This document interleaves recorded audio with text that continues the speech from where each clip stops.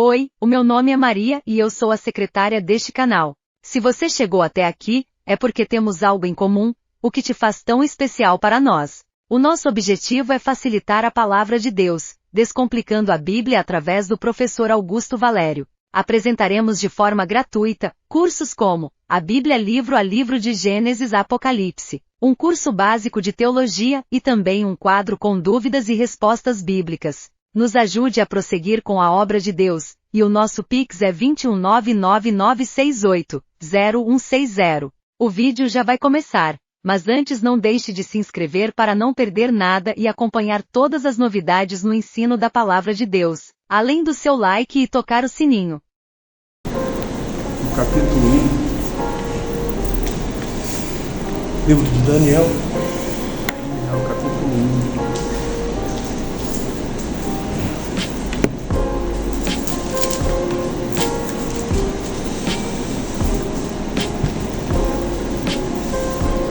Só para a gente relembrar, Daniel, ele foi um dos jovens, levados por Nabucodonosor pela invasão babilônica que aconteceu em 605, 606 a.C.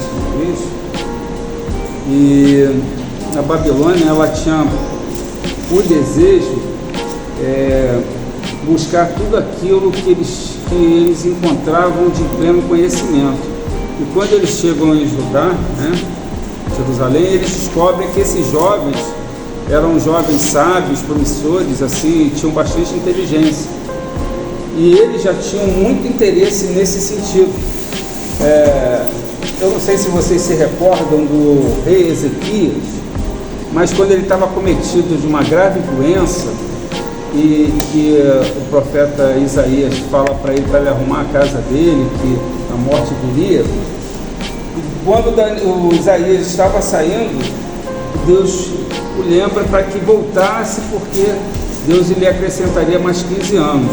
Pois bem, naquele período, os babilônicos tinham conhecimento que o rei Ezequias ele estava prestes à morte. E quando eles sabem disso, o que eles fazem? Eles mandam mensageiros para lá, por quê? Porque o rei Ezequias ficou são. Então vocês imaginam o seguinte: alguém agora nesse momento estivesse com câncer, cometido de estar prestes à morte, e por algum motivo algo foi feito e o cara voltasse, ficasse bom. E aí os babilônios mandam uma caravana para lá, e o rei Ezequias, ao invés de falar e glorificar o nome de Deus, ele simplesmente começa a mostrar todos os tesouros que existiam lá em Judá, em Jerusalém.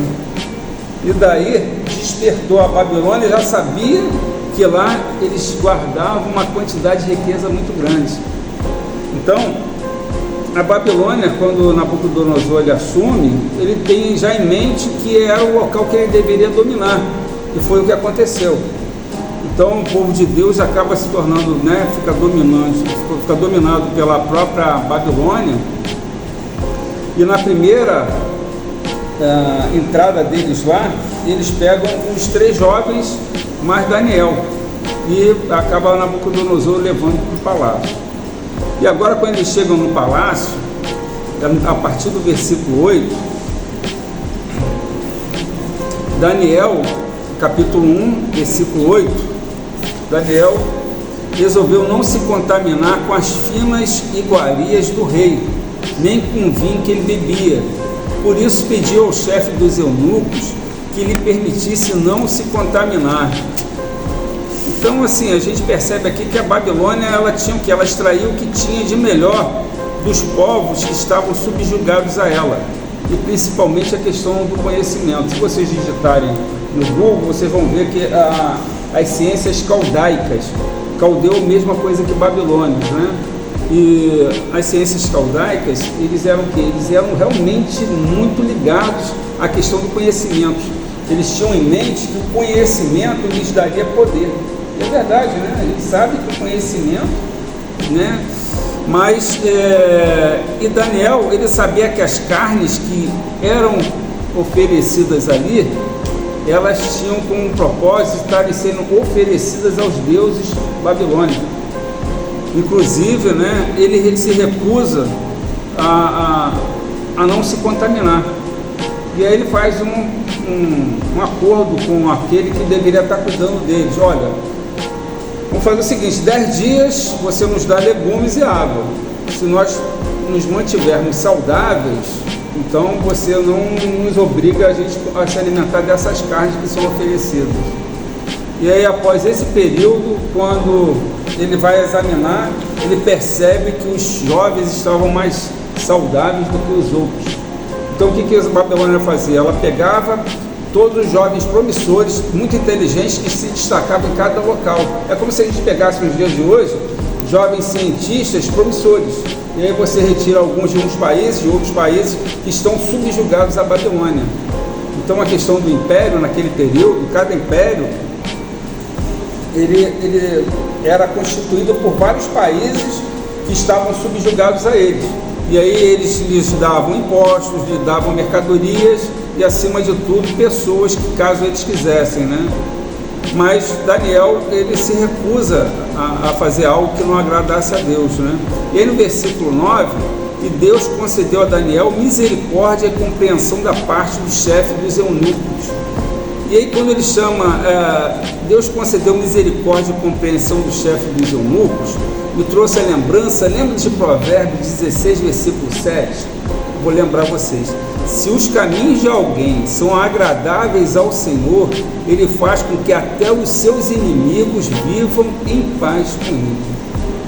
E aí eu acho isso interessante porque quando a gente está procurando fazer aquilo que agrada a Deus, até aquelas pessoas que têm a maior marcação com você, Deus pode mudar o coração dela. E aí no versículo 10, porém o chefe dos eunucos disse a Daniel, tenho medo do meu senhor, o rei, que determinou o que vocês devem comer e beber. E se ele perceber que o rosto de vocês está mais abatido do que o rosto dos outros jovens da mesma idade, se isto viesse a acontecer, vocês poriam a minha cabeça em perigo diante do rei. Eu estou usando a versão NAA, tá? Nova Almeida atualizada. Então Daniel foi falar com o cozinheiro-chefe, a quem o chefe dos eunucos havia encarregado de cuidar de Daniel, Ananias, Misael e Azarias. E aí no versículo 12, Daniel disse a ele, por favor, faça uma experiência com esses seus servos durante 10 dias. Dê-nos legumes para comer e água para beber. E Daniel, acima de tudo, ele não é egoísta, porque ele podia ter pedido, né? Mas ele não quer prejudicar Aspenaz. Por quê?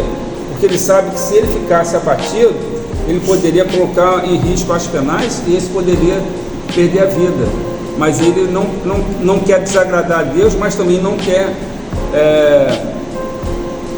colocar em risco a vida do chefe, né, Aspenaz. E o que a gente aprende em relação a isso? É que tem determinadas situações que você pode encontrar um meio termo, mas que você não venha desagradar a Deus e nem venha prejudicar aquele que está ao seu redor. E ele não tem um pensamento egoísta, né? Então ele não oferece um problema, mas ele apresenta uma solução. Já viram algumas pessoas ou algumas situações na nossa vida que a gente às vezes reclama de tudo aquilo que alguém está fazendo. E o pastor Eduardo está dirigindo um culto assim, o pastor Eduardo está pregando dessa forma. E nós acabamos sendo muito juízes, né? Nós julgamos. Mas às vezes um toque com uma solução, ela é a melhor alternativa. Porque a Clay, ela pode estar desenvolvendo um tipo de trabalho, mas uma pessoa amiga, às vezes, ao invés de falar mal dela, ela pode sugerir uma solução ou algo que poderia ainda aperfeiçoar aquilo. E são critérios que a gente às vezes não utiliza, mas que poderia somar muito na vida dos outros. E aí a gente consegue entender a questão dos amigos, porque os amigos, eles sempre tentam elevar, eles sempre tentam oferecer uma solução para alguma coisa. Poxa, e a gente às vezes acaba não percebendo muito isso. Mas a questão da crítica, ela acaba se tornando algo muito comum, e aquilo acaba fazendo parte da nossa própria vida, sabe? Tem tantas situações, vocês sabem que às vezes eu visito tantas igrejas, amigos e tudo, né? E às vezes eu fico tentando, eu me conter, e eu pedi ao Senhor, Senhor, não me deixe nunca ficar corrigindo quando alguém fala um vocabulário errado, ou pronunciar uma palavra errada, porque é ruim a gente ter isso em mente, né? A gente vai acabar extraindo nada de Deus ali, né? E aí eu pedir a Deus. E hoje eu consigo, graças a Deus, estar muito bem em relação a isso. Porque a gente às vezes vai para lugares, às vezes, muito humildes, e as pessoas às vezes realmente trocam as palavras, falam às vezes coisas erradas. Mas não somos nós para ficar o tempo todo julgando, é muito ruim. E graças a Deus que Deus me tirou isso no coração, sabe? Então, é muito legal quando a gente tenta sempre achar uma solução e não a gente expõe ou tenta sempre achar defeito nas pessoas. Porque isso é uma situação que não edifica, não vem de somar, né? E aí, depois do versículo 13, depois compare a nossa aparência com a dos jovens que comem das finas iguarias do rei. Dependendo do que enxergar, o Senhor decidirá o que fazer com estes seus servos. Então, é aqui que a gente consegue observar. Daniel, ele faz a parte dele. Tudo que é possível, tudo que é humano, ele faz. Mas o sobrenatural, ele deixa a cargo de Deus. Perceberam que ele faz um acordo com o homem? Olha, a gente não vai comer aquilo que foi consagrado a outros deuses, mas aquilo que você puder nos dar como legumes e água, a gente... E aí, o que ele podia fazer aquilo? É lógico que no natural eles estariam mais fragilizados, mas o sobrenatural vem de Deus. E a gente tem muitos momentos que a gente entende isso de uma maneira errada. A gente descansa pensando que não é para fazer nada, mas aquilo que está às tuas mãos você precisa fazer. O povo de Deus às vezes tem situações que ele... Não, você precisa descansar. E aí a pessoa não quer fazer absolutamente nada, mas aquilo que é humano, que é possível, a gente precisa fazer. Aquilo que não estava fora do alcance das mãos dele, ele deixou a cargo de Deus. E o sobrenatural, né, o impossível está na mão de Deus. A gente não consegue fazer nada. Mas a parte dele ele fez. Ele o quê? Ele se esquivou, ele não quis se contaminar com aquelas iguarias que estavam oferecidas a outros deuses. E aí no versículo 14, o cozinheiro-chefe concordou e fez a experiência durante 10 dias. No fim dos 10 dias, a aparência dos 4 jovens era melhor e eles estavam mais robustos do que todos os jovens que comiam das finas iguarias do rei. Com isso, o cozinheiro-chefe tirou deles as finas iguarias e o vinho que deviam beber e lhes dava legumes.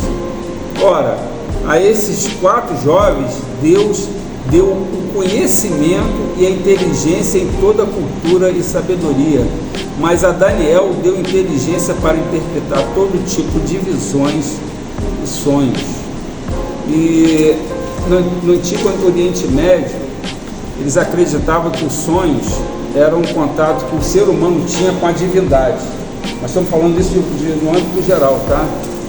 E daí a revelação divina e sua interpretação, elas eram muito valorizadas. Quem podia interpretar sonhos tinha um valor assim, muito grande, porque eles acreditavam no Oriente Médio que se alguém conseguia interpretar o sonho é porque tinham alguma conexão com os deuses, né? Então isso para eles era muito comum. Mas aqui o que a gente consegue interpretar é que Daniel foi fiel e determinado a fazer o correto e não ceder às pressões do meio. Ele decidiu resistir à tentação inicial. Mas o que me chama a atenção é que em muitos momentos da nossa própria vida, nós cristãos, nós cedemos às tentações iniciais e depois você não consegue mais parar. E aí nós podemos colocar toda a trajetória a perder. Sabe aquela situação de José, com aquela mulher que Potifar que o assediou? Se ele não interrompe aquilo no início, se ele abre a guarda naquele primeiro momento, toda a trajetória que Deus tinha, o projeto que Deus tinha na vida dele, poderia ter sido colocado a perder. Por isso que às vezes nós precisamos nos posicionar para que a gente interrompa aquilo que você sabe que não é bom, sabe? E aí vai desde um relacionamento, eu estou muito carente, apareceu uma situação, um relacionamento, mas a gente percebe claramente que aquilo não vai dar em nada. E aí por que perder tempo? Sabe? Então essas situações, elas acabam, né, só nos prejudicando. E Deus recompensa a fidelidade. Numa situação difícil, eles não se contaminaram com os costumes pagãos. E hoje, nos dias de hoje, que nós temos um mundo muito secularizado, né? Os valores cristãos são muito atacados. E a gente vê isso até dentro das igrejas, de algumas igrejas, né? Então aquilo que a gente considerava como um absurdo no primeiro momento, hoje faz parte do dia a dia. E a gente precisa se posicionar em relação a isso. Não estamos dizendo de religiosidade, mas tem valores cristãos que a gente precisa se posicionar, né? Mas talvez seja muito cômodo ceder. Ah, Senhor, eu estou aqui dentro desse palácio, a comida que estão me dando é essa. Ah, ela está consagrada, mas eu vou me alimentar. Mas aí ele sabia que os legumes não eram consagrados, porque a carne ela tinha um fim de consagração à divindade. Mas ele sabe que os legumes não. Por isso que ele pede, olha, os legumes e a água eu sei que não são consagrados. Me dê esses que não são consagrados. Aquilo que é consagrado, e vamos fazer um teste. Ele sabia claramente que água e legumes, você sabe, né? Falta de proteína deixaria eles muito mais fragilizados, mas sobrenatural de Deus, né? E essa é algo tremendo. E aí, quando mais conhecemos a palavra de Deus, mais fortalecidos estaremos em nossa fé, né? A própria oração também, ela nos ajuda a ter essa ligação com Deus. Então, a gente às vezes pensa, poxa, mas dentro de um mundo onde tantas pessoas estão ao nosso redor não são cristãs, ou minha vizinhança, e a gente acaba entrando nessa esfera, e quando a gente vê, a gente está totalmente envolvido nessas questões, e depois para sair é tão difícil. Mas a gente quer que Deus continue com aquele projeto, com aquele plano que Ele tinha prometido lá atrás, mas a gente às vezes cede com as situações tão simples, e aí, sabe, a gente quer, mas a gente acaba não fazendo a nossa parte. Então, aqui é um exemplo claro, né, nesse capítulo 1, de como Deus Ele honra, né, aqueles que realmente permanecem firmes com eles. Então, cada um de nós aqui tem projetos, tem sonhos, né, mesmo que algumas situações possam ter dado errado no passado, mas Deus continua de pé, né, fazendo aquilo que lhe apraz. Mas a gente precisa se posicionar naquilo que Ele quer também, né? E no capítulo 2,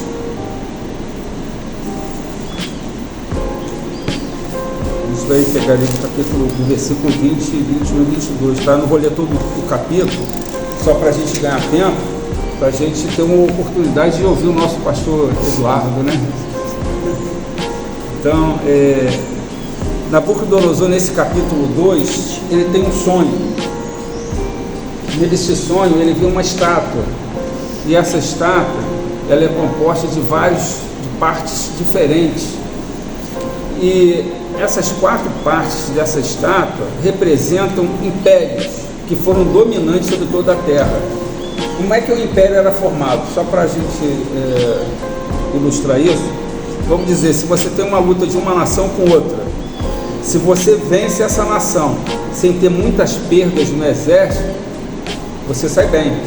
Se você domina uma terceira, vamos imaginar, você tem o teu exército, o exército do segundo e o exército do terceiro. Pronto, você já está montando um império, porque outras nações dificilmente vão conseguir te resistir.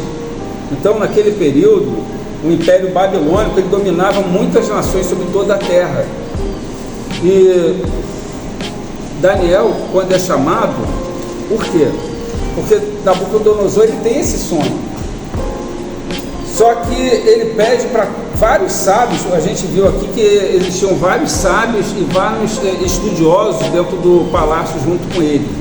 Só que nenhum deles conseguia interpretar, e muito menos porque Nabucodonosor exigiu que eles contassem qual era o sonho. Olha que coisa mais difícil, ele queria que dissesse qual era o sonho e depois ainda realizasse a interpretação.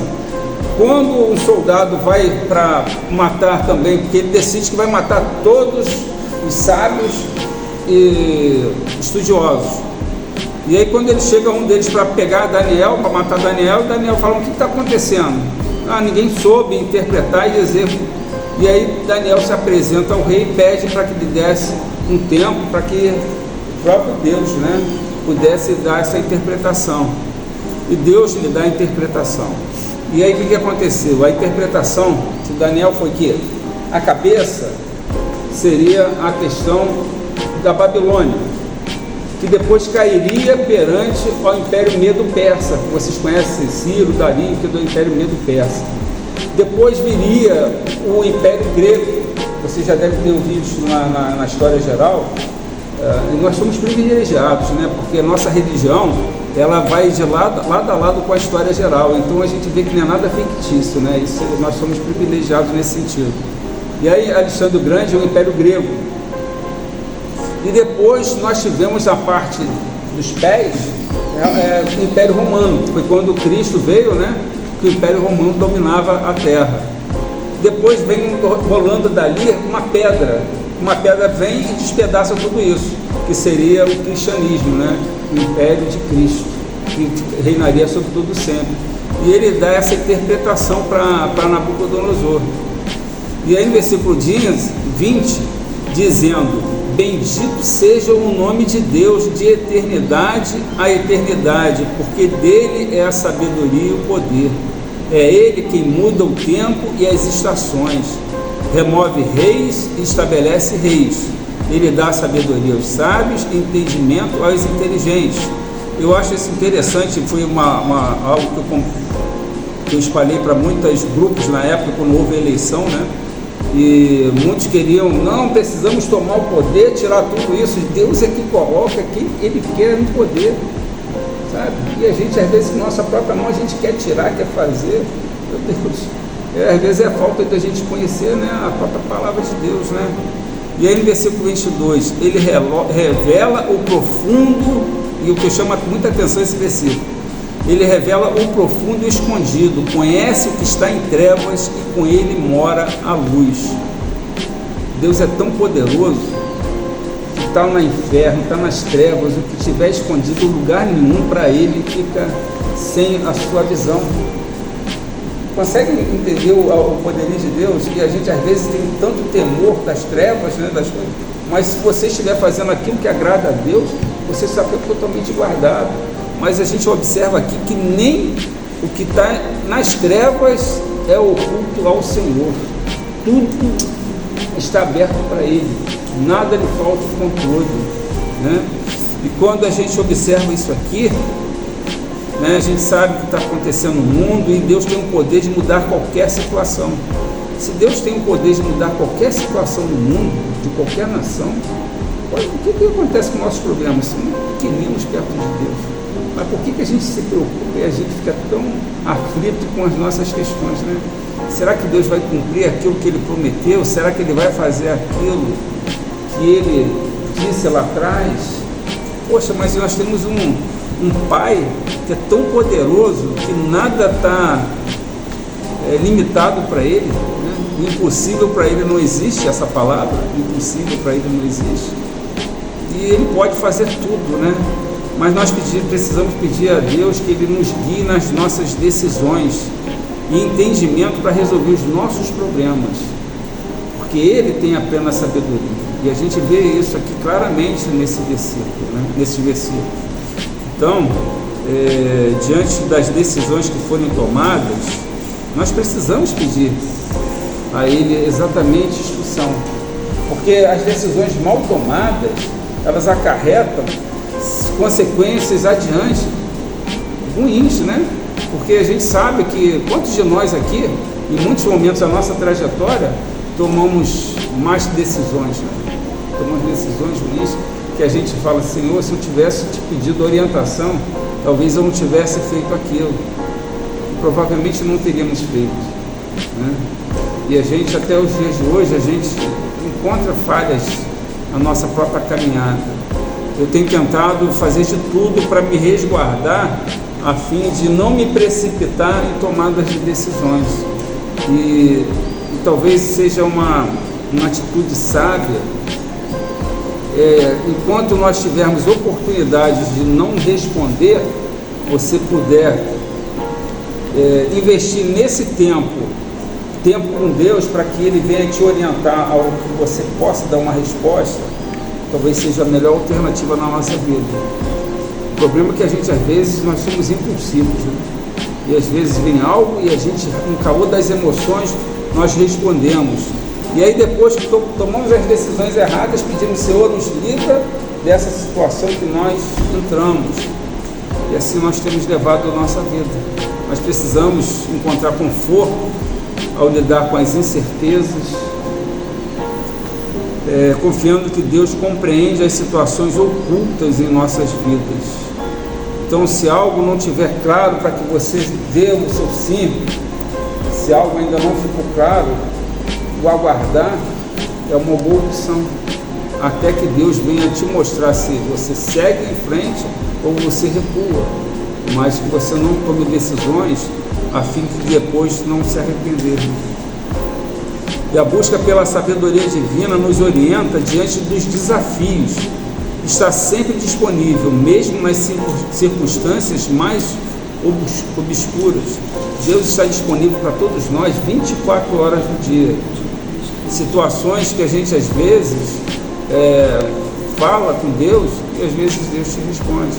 Eu vou aproveitar agora que o pastor Eduardo está aqui também, até para testemunhar algo com ele, porque teve uma ocasião que eu estava conversando com Deus no meu quarto, tinha tomado meu banho, eu estava no meu quarto, sabe, Caio? E eu conversando com Deus uma série de situações.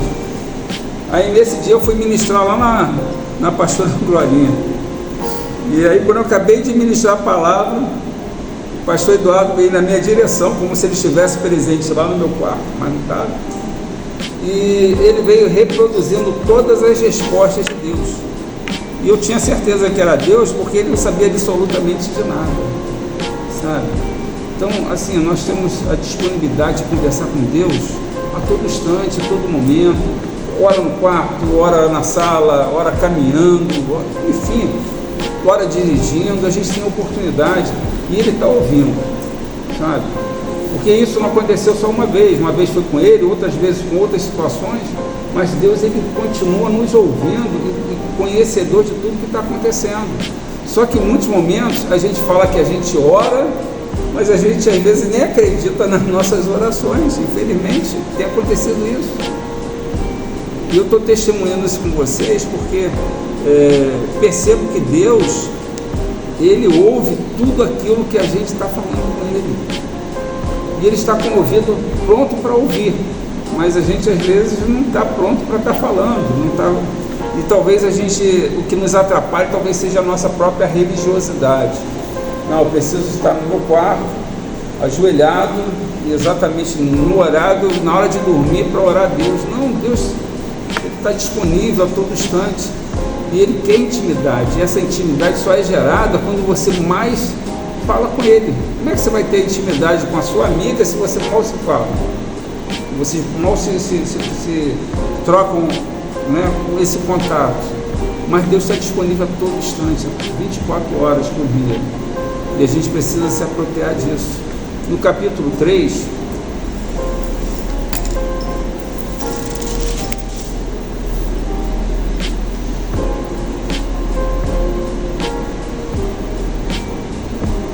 eu vou falar também rapidamente um resumo disso, porque Nabucodonosor decide fazer uma estátua para que todos se dobrassem a ele, uma estátua de 27 metros. Em algumas traduções antigas está em côvado, né? E aí a gente vê como é que, por isso eu sempre sugiro que se utilize as traduções mais novas, porque essas, vocês têm uma noção da dimensão, né? Tu vê 27 metros, você tem um edifício, algo muito alto. E ele estabelece que todos deveriam se curvar quando ouvisse o som das trombetas, harpas, cítaras, enfim. Mas aí 3 jovens, né, Sadraque, Mesaque e Abidnego, eles se negam a fazer isso. E qual era o decreto? Olha, quem não se curvar, quem não me adorar, será lançado na fornalha ardente. E eles se negam a fazer isso. Então, no versículo 16 do capítulo 3, Sadraque, Mesaque e Abidnego responderam ao rei: ó Nabucodonosor, quanto a isto não precisamos nem responder. Porque Nabucodonosor, no versículo anterior, ele coloca o seguinte, olha a soberba de Nabucodonosor no finalzinho do versículo 15: e quem é o Deus que os poderá livrar das minhas mãos? Uma afronta terrível. No finalzinho do versículo 15: e quem é o Deus que os poderá livrar das minhas mãos. E aí Sadraque, Mesaque e Abidnego responderam ao rei: ó Nabucodonosor, quanto a isto não precisamos nem responder. E eu achei até assim uma coragem desses jovens, porque olha o que eles colocam no versículo 17 e 18: se o nosso Deus, a quem servimos, quiser livrar-nos, ele nos livrará da fornalha de fogo ardente e das suas mãos, ó rei. E no versículo 18: e mesmo que ele não nos livre, fique sabendo, ó rei, que não prestaremos culto aos seus deuses, nem adoraremos a imagem de ouro que o Senhor levantou. E o que chama a atenção é que nós, diariamente, nós enfrentamos desafios que testam nossa fidelidade com Deus. Já observaram? Olha só, esses jovens estavam fazendo alguma coisa errada? Nada. Mas vocês observam que foram testados que é a fidelidade deles com Deus. E assim a nossa própria vida. Nós não precisamos estar fazendo nada de errado, mas a nossa fidelidade de Deus, com Deus, ela é confrontada. E por que isso acontece? Por causa do diabo? Não. O próprio Deus permite exatamente para ver aonde nós estamos ligados a Ele. Porque muitos de nós cedemos às pressões do mundo, à pressão do sistema. Todo mundo faz. Todo mundo está...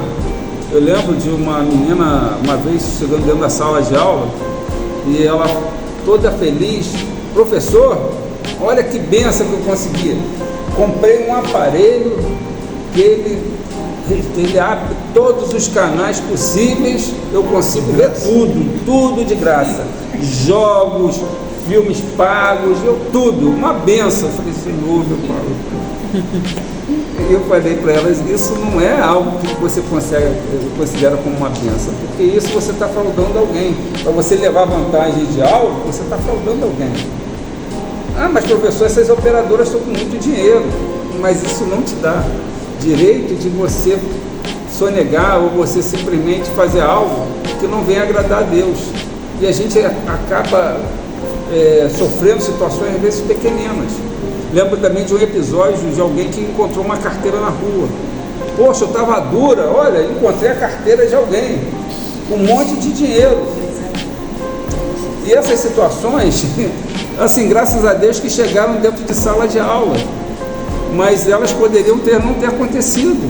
Eu falei: pega ali, tente achar o nome e você busque para você venha devolver, e você não use um centavo sequer, porque isso é claramente algo que vai desagradar a Deus. Ela falou: mas professor, eu estou tão dura, precisando de dinheiro, a carteira com uma grana. Eu falei: não faça isso. A gente até se reúne aqui, a gente faz um rateio, até te ajuda, mas não faça isso, porque pegar algo que não é teu é você realmente ir contrário a Deus. E aí ela realmente devolveu, né, com muita resistência, e Deus depois honrou a vida dela. É assim que Deus faz, né? Deus faz assim, né? E as fornalhas ardentes, elas podem representar desafios profissionais, conflitos familiares, pressões culturais. Essas são as fornalhas ardentes da nossa vida, né? E a gente se depara com cada uma delas todos os dias.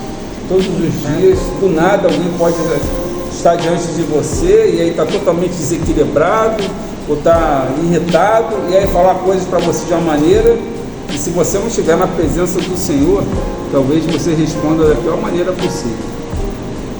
E assim nossa vida. Mas nós somos chamados a permanecer leais a Deus, mesmo confrontados com situações difíceis, sombrias nas lutas da vida, né? A todo instante nós somos confrontados a isso, ora por situações, e diante de tudo aquilo que a gente parece que a gente está mais fragilizado. As situações, um relacionamento que não é da vontade de Deus aparece quando existe carência. Aparece uma situação financeira quando parece que você está mais escassa a tua carteira, né? Não sei quanto. E aí você vai enfrentando esses desafios, mas Deus nos honra perante essas situações. E quando você faz isso, você imagina como isso toca no coração de Deus.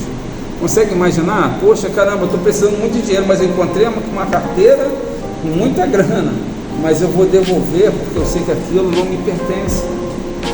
nós somos provados nessas situações. E Deus, ele nos honra a partir daqui dos nossos posicionamentos. Porque os problemas, as aflições, elas virão para todos nós. A forma como nós reagimos a elas é que faz a diferença. E aí é o ponto que vai te encaminhando diante do projeto que Deus tem na tua vida. Agora, se a gente começa a fazer tudo que é errado, tudo que desagrada a Deus, a gente está perdendo tempo. E a gente não chega dentro do caminho que Deus quer. E aí nesse capítulo 3, eu tenho mais uns 3 capítulos ali para falar.